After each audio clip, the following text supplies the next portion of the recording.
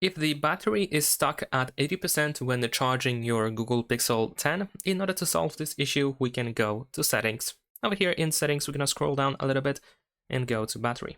And then in here, you should be able to find the battery health option. And we have charging optimization.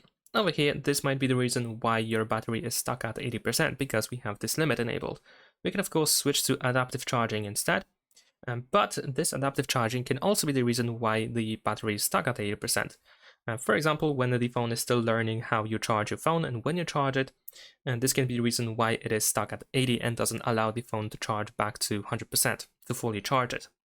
So you can either give it more time in order to see if it makes any difference, but if it's stuck like that at 80% for the most time now, then you can just try to disable charging optimization completely. Of course, it is still recommended to use it, and it is actually recommended to limit charging to 80%, but if it's inconvenient, then of course you can just try to switch it off to something else or completely turn off charging optimization. Thanks for watching, leave a like and subscribe.